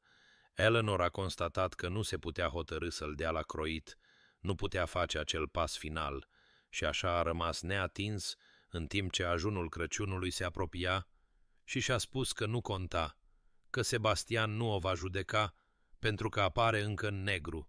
că materialul fusese doar un experiment, un gând pe care nu trebuia să-l pună în practică, deși se trezea mergând în mod repetat în camera ei doar pentru a-l privi,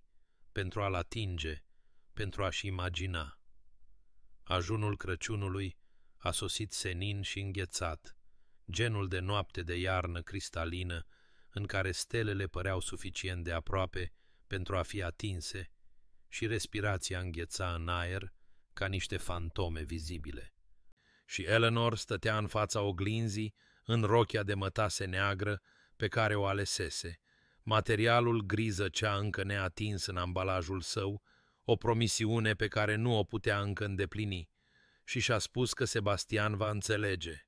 că el nu-i ceruse niciodată să fie altceva decât ceea ce era. Și totuși, pe când trăsura o purta prin peisajul înghețat spre conacul Hartfield, a simțit greutatea rochiei ei de doliu ca pe niște lanțuri,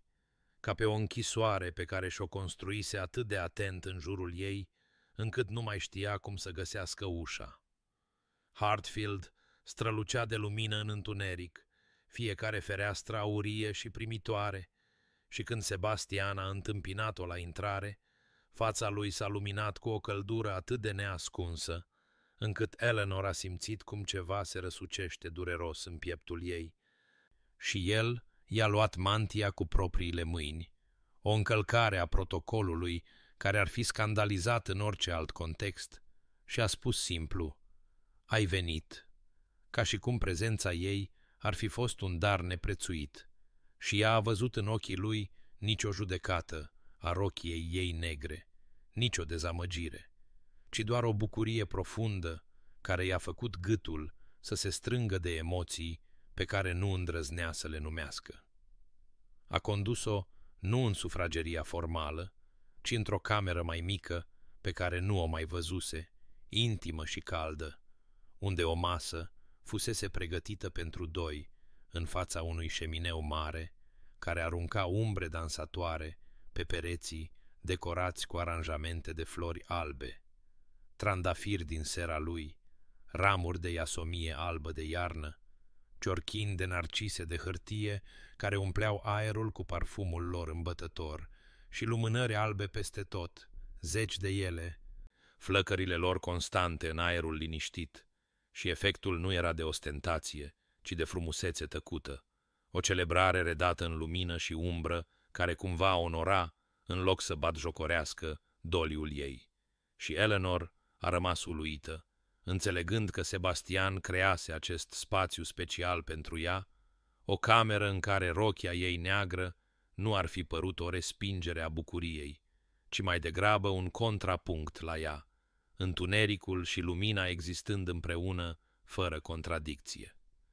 Cina a fost simplă, dar rafinată, fiecare fel perfect preparat, și-au vorbit despre literatură și filozofie, așa cum făcuseră mereu,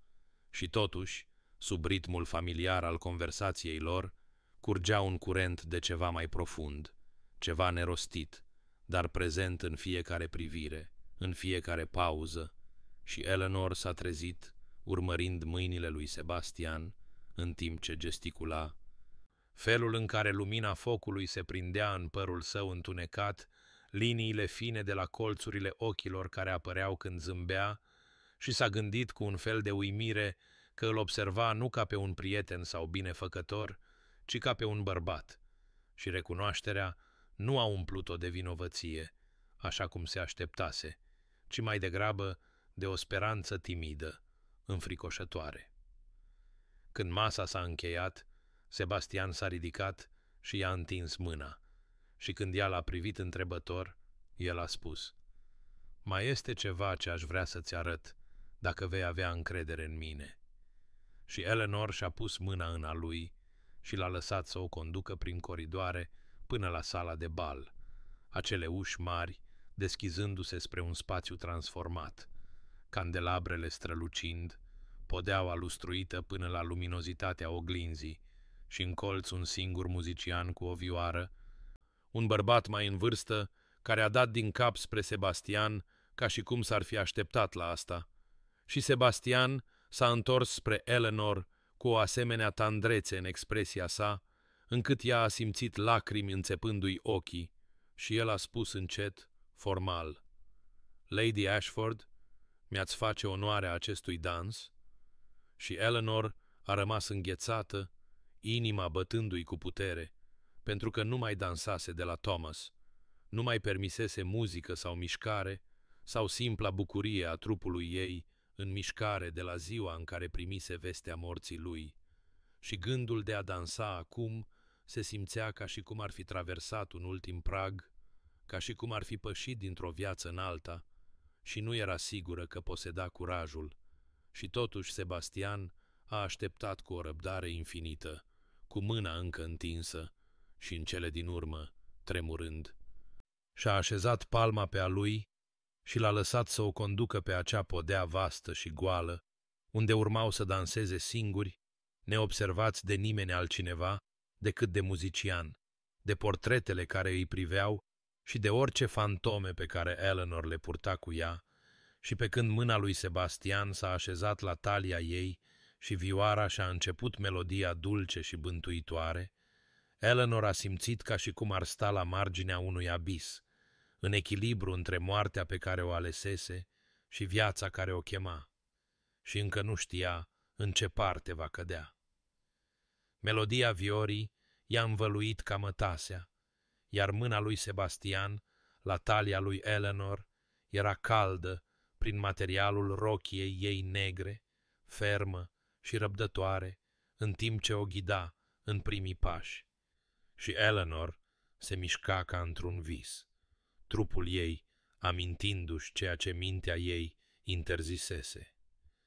Ritmul valsului revenindu-i ca o limbă pe care o vorbise fluent odată și crezuse că a uitat-o, și pentru primele câteva măsuri a reușit să se mențină la distanță, să păstreze distanța atentă pe care o conservase timp de 3 ani, dar apoi muzica a crescut în intensitate și Sebastian a atras-o infinitezimal mai aproape și dintr-o dată nu mai dansa cu Sebastian deloc, ci cu Thomas, la 19 ani, în primul lor sezon la Londra, râzând în timp ce o învârtea prea repede pe o podea de bal aglomerată, și apoi Thomas în ziua nunții lor, ținând-o ca și cum ar fi fost făcută din sticlă suflată și valoare infinită, și Thomas în salonul lor, târziu într-o noapte, când venise acasă în permisie și dansaseră fără muzică, pur și simplu din bucuria de a fi în brațele celuilalt, și amintirile s-au prăbușit peste Eleanor ca un val, amenințând să o tragă la fund, și s-a poticnit, respirația prinzându-i se în ceea ce ar fi putut fi un suspin, și a încercat să se retragă pentru că nu putea face asta, nu putea ține aceste amintiri și acest moment prezent în aceeași inimă. Dar brațele lui Sebastian s-au strâns exact atât cât să o stabilizeze fără a o constrânge, și a spus încet, vocea lui abia auzindu-se peste vioară: „Eleanor, respiră, doar respiră cu mine." Și și-a dat seama că el își potrivea respirația cu ritmul muzicii, lentă, adâncă și măsurată, și fără să gândească a început să limite, inspiră pe 1-2-3, expiră pe 1-2-3, și panica s-a retras suficient încât să poată continua să se miște. Și Sebastian a spus, încă cu acea voce joasă și constantă care cumva o ancora: Le poți ține pe amândouă, Eleanor, trecutul și prezentul. Nu trebuie să alegi între a-ți aminti de el și a trăi acum. Inima este suficient de vastă pentru toate. Și ceva în acele cuvinte a străpuns teroarea. Și Eleanor s-a trezit privindu-l în față pe Sebastian, privindu-l cu adevărat, văzând tandrețea de acolo și dorința și ceva mai profund, ceva ca o venerație.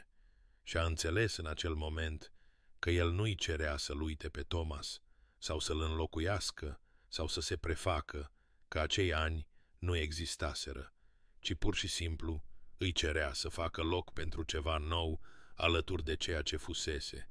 să extindă mai degrabă decât să înlocuiască, și distincția conta mai mult decât putea articula. Au continuat să danseze, sala de bal vastă și goală în jurul lor, doar muzicianul în colțul său și lumina lumânărilor, aruncându-le umbra unită lungă pe podeaua lustruită. Și treptat, Eleanor a simțit cum ceva se destinde în pieptul ei, un nod de durere și vinovăție care se strânsese atât de tare încât uitase că era acolo și și-a dat seama că plângea, lacrimi alunecând în tăcere pe obrajii ei, dar nu s-a oprit din dansat, nu s-a retras și Sebastian nu a spus nimic despre lacrimile ei. Pur și simplu a continuat să o ghideze prin pași cu o blândețe infinită și dansul a devenit altceva decât simplă mișcare. A devenit o conversație fără cuvinte, a devenit un fel de vindecare. Și când vioara și-a tras în cele din urmă ultima notă prelungă și au stat nemișcați în centrul acelui spațiu auriu, Eleanor era fără suflare, nu de la efort, ci de la magnitudinea a ceea ce se schimbase în interiorul ei, și au rămas acolo, mâna lui încă la talia ei, a ei încă pe umărul lui, stând atât de aproape încât putea simți căldura radiind din corpul lui, putea vedea pulsul bătând la gâtul lui și dorința care s-a ridicat în ea atunci a fost atât de intensă încât a speriat-o, nu vinovăția acum, ci pură dorință de a închide mica distanță dintre ei, de a-i simți buzele pe ale ei, de a alege viața și căldura, și acest bărbat care așteptase cu atâta răbdare și a văzut aceeași dorință oglindită în ochii lui Sebastian, l-a văzut aplecându-se spre ea aproape imperceptibil, dar apoi s-a oprit, s-a retras ușor și a spus cu un efort vizibil: „Ar trebui să te conduc înapoi în salon.” Și Eleanor a înțeles că el îi dădea timp, nu o presa, lăsând întotdeauna alegerea la ea, și l-a iubit pentru asta, chiar dacă o durea dorința, și-a dat din cap, neîncrezându-se în vocea ei. Și el a făcut un pas înapoi și i-a oferit brațul cu o formalitate perfectă, ca și cum nu ar fi stat tocmai pe muchia de cuțit a transformării, ca și cum lumea ei nu s-ar fi înclinat tocmai pe axa sa, și au mers împreună prin coridoarele tăcute ale conacului Hartfield. Și Eleanor a știut cu o certitudine absolută că totul se schimbase, că femeia care intrase în această casă în doliu negru nu era aceeași femeie care o va părăsi, și era îngrozită și exaltată și vie într-un mod în care nu mai fusese de 3 ani lungi. Și când Sebastian a ajutat-o să urce în trăsura ei la sfârșitul serii și degetele lor s-au atins în semn de rămas bun, Eleanor a simțit scânteia călătorindu-i în sus pe braț și așezându-se undeva în vecinătatea inimii ei, și a dus-o acasă ca pe o flacără de lumânare ținută cu grijă în palme, prețioasă și fragilă și plină de lumină. Ianuarie a sosit cu un frig crud și ceruri cristaline, lumea blocată în ger, și totuși ceva se schimbase în Eleanor, ceva fundamental și irevocabil, și în prima zi a noului an s-a trezit înainte de zori și a mers prin casa Ashford, deschizând draperiile pe care le ținuse trase timp de 3 ani, lăsând lumina palidă de iarnă să inunde camerele care trăiseră într-un crepuscul perpetu, și luminozitatea i-a rănit ochii, dar nu s-a întors, Și când a trecut pe lângă oglinda de pe holul de sus, cea pe care o acoperise cu pânză neagră a doua zi după moartea lui Thomas, s-a oprit și după un lung moment de adunat curaj, a întins mâna și a tras materialul, care a căzut pe podea cu un foșnet de mătase, și Eleanor a stat în fața propriei reflecții pentru prima dată în ani, privind cu adevărat, și ceea ce a văzut a șocat-o. Nu tânăra mireasă pe care o lăsase Thomas în urmă, ci o femeie îmbătrânită de durere, cu obrajii subții și palidă, părul ei închis la culoare încă frumos, dar ochii bântuiți, și s-a gândit cu o claritate bruscă că Thomas nu ar recunoaște această fantomă, ar fi îngrozit să vadă ce făcuse din ea însăși în memoria lui, și realizarea nu i-a adus vinovăție, ci mai degrabă o determinare ciudată, feroce, și s-a gândit: am 26 de ani și am fost moartă timp de 3 ani și este timpul să învăț să trăiesc din nou. Rochia griză cea în garderoba ei, unde o lăsase cu săptămâni în urmă, și Eleanor a scos-o cu mâini tremurânde, materialul moale și nefamiliar, după atât de mult timp în negru neîntrerupt, și s-a îmbrăcat încet, încheind fiecare nasture ca și cum ar fi îndeplinit un ritual sacru. Și când s-a privit din nou, femeia din oglindă părea mai puțin fantomatică, griul aducând cumva culoare înapoi pe pielea ei, o urmă a trandafirilor care înfloriseră odată în obrajii ei, și nu era negru, dar nici nu era spectrul complet de culori. Era un compromis, era o tranziție, era un prim pas timid spre o lume la care renunțase. Și Eleanor a purtat-o la micul dejun, unde doamna Hartwell, menajera ei, s-a oprit brusc în prag și și-a dus o mână la gură, lacrimi izvorându-i în ochi, și a spus: "Oh, milady!" Și Eleanor a înțeles că gospodăria ei nu-l jelise pe Thomas, ci pe ea,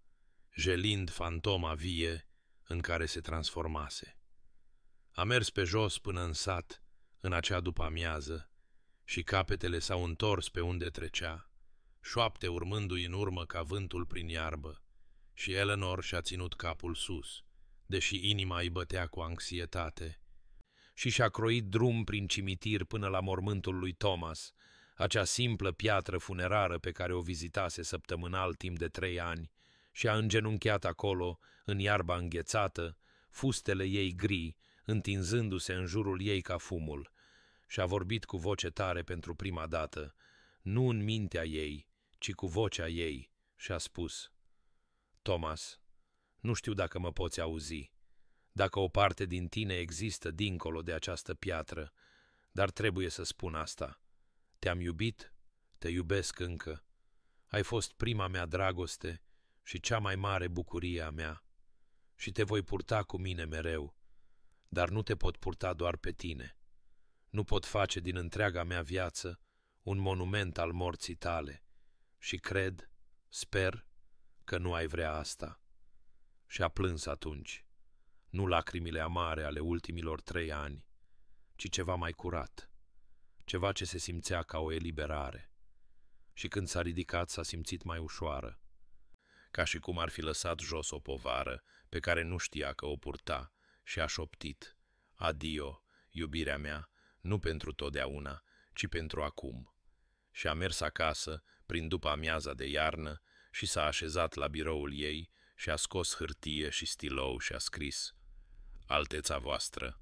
aș dori foarte mult să vă văd, dacă sunteți dispus să mă primiți. A dumneavoastră, Eleanor Ashford." Și a sigilat-o și a trimis-o înainte de a-și putea pierde curajul, și în acea noapte a visat că dansează, nu cu Thomas, ci cu Sebastian. Și când s-a trezit, fața îi era udă de lacrimi, dar inima ei, pentru prima dată în 3 ani, a simțit ceva ce ar fi putut fi speranță.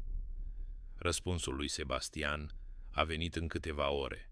un bilet simplu care spunea: "Vino astăzi, dacă poți, sunt mereu dispus." Și Eleanor a sosit la conacul Hartfield în acea după-amiază, când lumina de iarnă se înclina rece și aurie printre copacii goi și a stat la intrare în rochia ei gri, simțindu-se mai expusă decât se simțise vreodată în negrul ascunzător,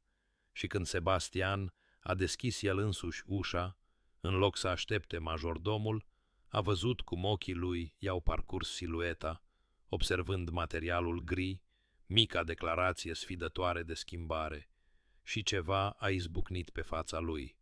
Bucurie, ușurare, speranță, dar nu a spus nimic despre asta, ci doar s-a înclinat și a spus: Eleanor, ești mai mult decât binevenită. Și a condus-o nu în bibliotecă, unde petrecuseră atâtea ore, ci într-un salon mai mic, mai intim, unde un foc ardea puternic împotriva frigului de ianuarie, și i-a oferit ceai, pe care l-a acceptat, deși mâinile îi tremurau ușor când a luat ceașca,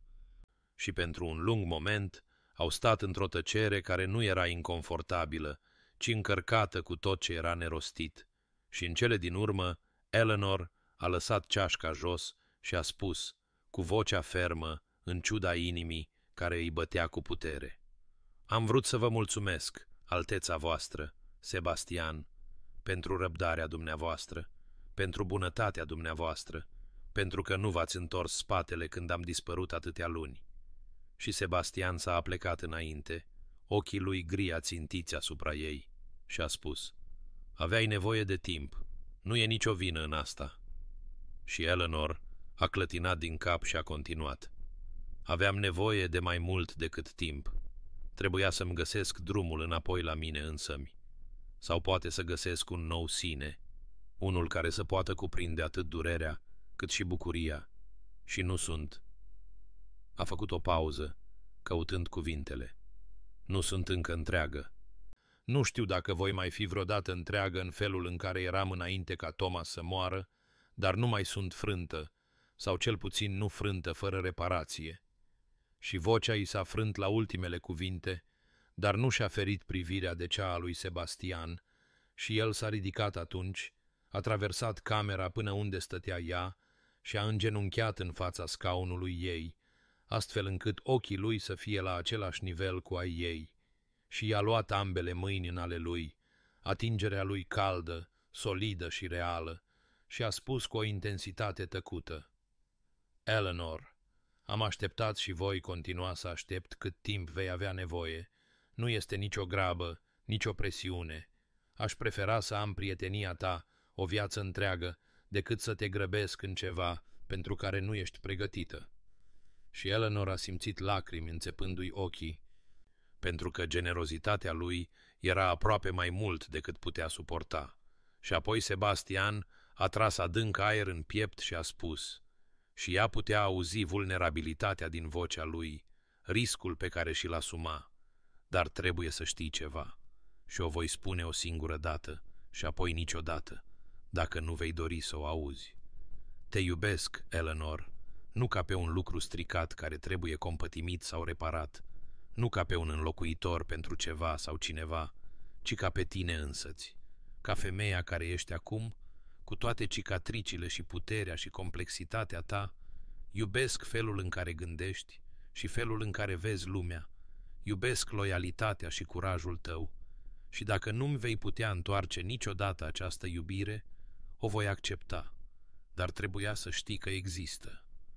Și Eleanor a stat înghețată, cu mâinile strânse în ale lui,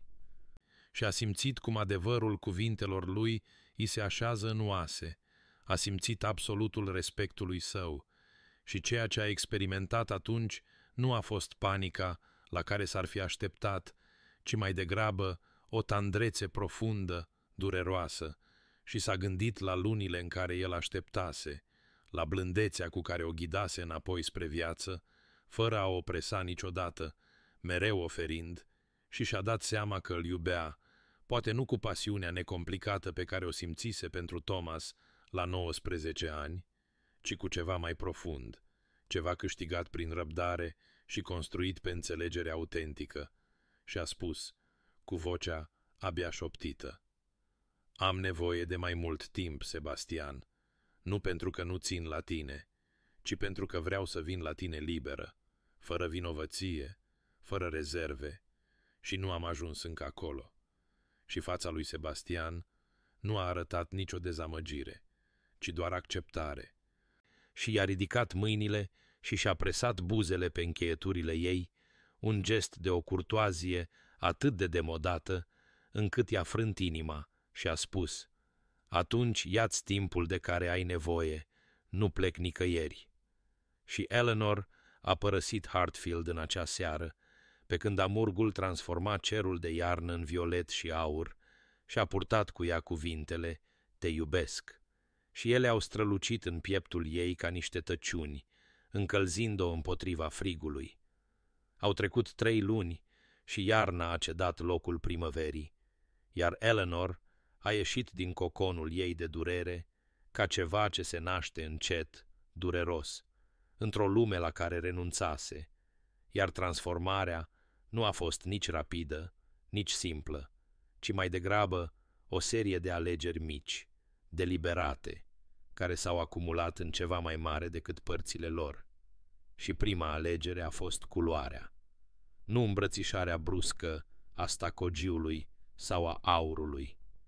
ci introducerea treptată a lavandei, a griului pal, care era aproape argintiu, a mătăsii de culoarea porumbelului, care șoptea pe pielea ei ca o promisiune, și doamna Hartwell a plâns deschis, prima dată, când Eleanor a coborât la micul dejun într-o rochie de culoarea amurgului timpuriu, și satul a observat și el, capetele întorcându-se pe unde trecea la librărie sau la modistă, și șoaptele s-au schimbat de la miloase la curioase, la ceva aproape aprobator, și Eleanor a simțit atenția lor ca lumina soarelui pe pielea ținută prea mult în umbră, inconfortabilă la început, dar din ce în ce mai binevenită, și a început să accepte invitații pe care le-ar fi refuzat cu luni înainte. Un ceai cu soția vicarului, o mică petrecere la moșia Thorntons, unde nu mai pusese piciorul de la moartea lui Thomas, și la acea cină a stat vis-a-vis de Sebastian, care fusese și el invitat, și ochii lor s-au întâlnit peste lumina lumânărilor și vin, și ceva a trecut între ei care i-a tăiat respirația lui Eleanor, și după aceea Lady Thornton i-a spus soțului ei: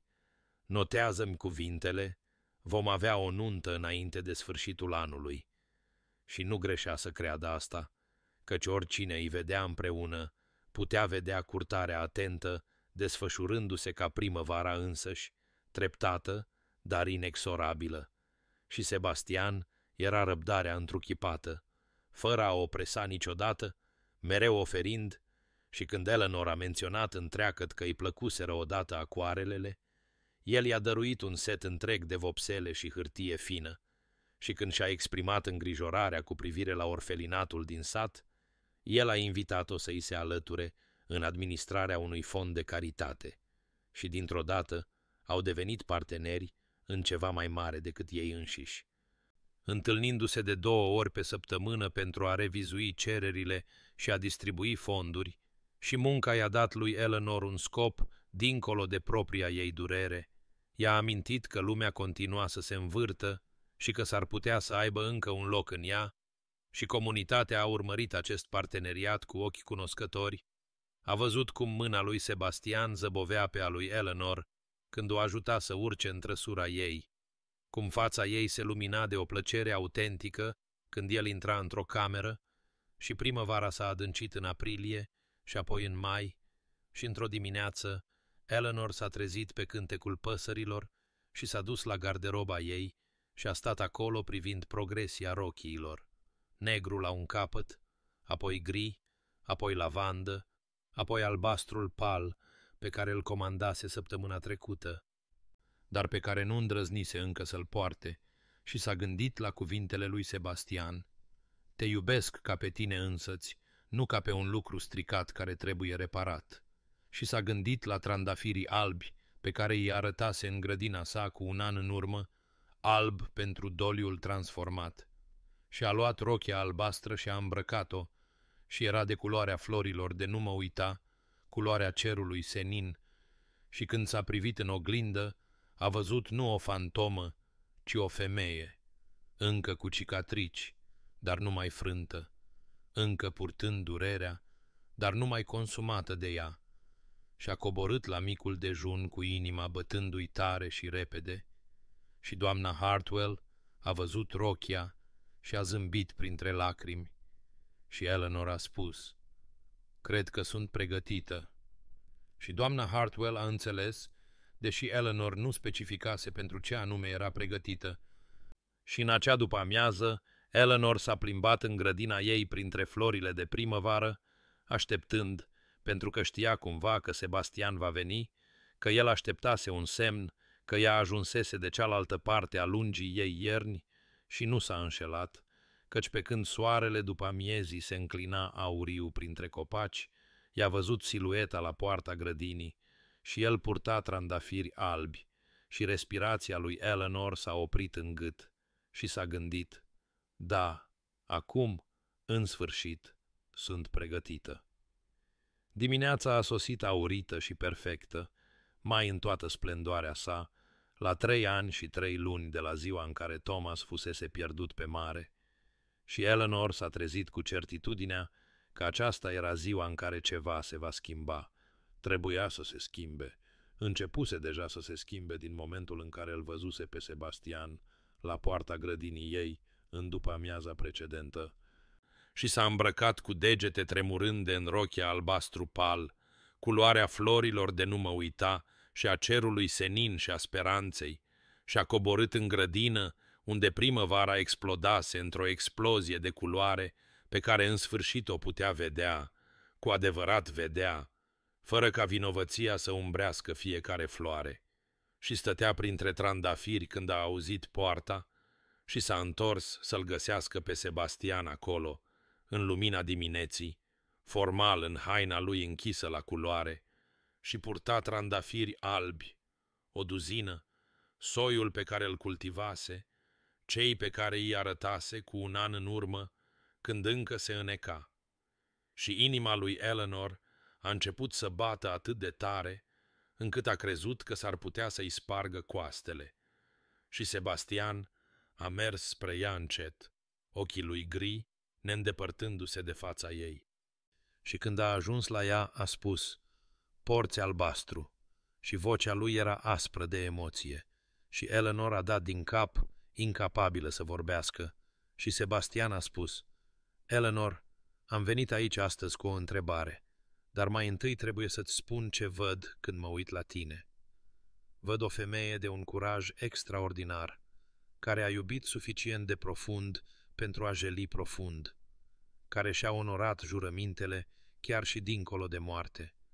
dar care a găsit puterea de a alege din nou viața, și acea putere, acea alegere,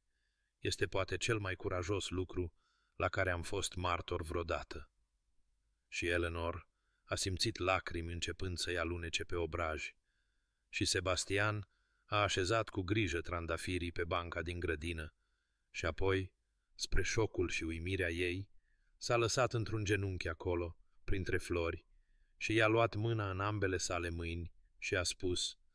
"Eleanor Ashford, te cer în căsătorie, dar te cer mai mult decât atât. Te rog să alegi viața pe deplin, să ieși din umbre și să intri în soare, să crezi că meriți fericirea și că acceptarea ei nu este o trădare, ci mai degrabă cea mai înaltă formă de onorare a ceea ce ai pierdut." Și Eleanor abia putea respira, mâna tremurându-i în a lui, și Sebastian a scos din haina sa nu un inel, ci o bucată de material, mătase albă, care a prins lumina dimineții și părea să strălucească, și a spus: "Îți cer să porți alb pentru mine, Eleanor, nu pentru a-ți șterge trecutul. Trecutul tău este parte din tine și nu ți-aș cere niciodată să-l negi, ci pentru a-ți îmbrățișa viitorul nostru, pentru a lăsa albul să fie ceea ce ți-am spus că ar putea fi, nu absența doliului, ci doliul transformat, durerea recunoscută și onorată și în cele din urmă cu blândețe, eliberată." Și a privit-o cu atâta dragoste, o dragoste atât de răbdătoare, durabilă, care așteptase prin iarna ei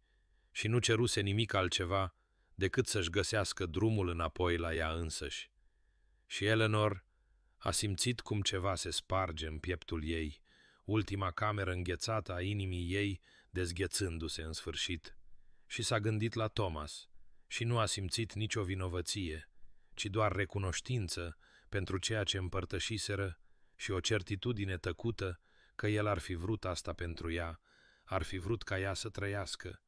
Și l-a ridicat pe Sebastian în picioare și a spus, cu vocea frântă, dar clară: da, Sebastian, da la tot, da căsătoriei și da vieții și da albului, transformării, noilor începuturi, iubirii care onorează tot ce a fost înainte, în timp ce tinde spre tot ce ar putea fi. Și fața lui Sebastian a izbucnit de bucurie. Și a tras-o în brațe și a ținut-o în timp ce plângea, lacrimi care erau durere și ușurare și speranță, toate amestecate, și când în cele din urmă s-a retras, el a ridicat mătasea albă și i-a drapat-o pe umeri ca o binecuvântare, și Eleanor a privit în jos la albul de pe rochia ei albastră și s-a gândit: nu mai sunt o fantomă, sunt o femeie, vie și iubită, și gata, în sfârșit, să pășesc pe deplin în lumină.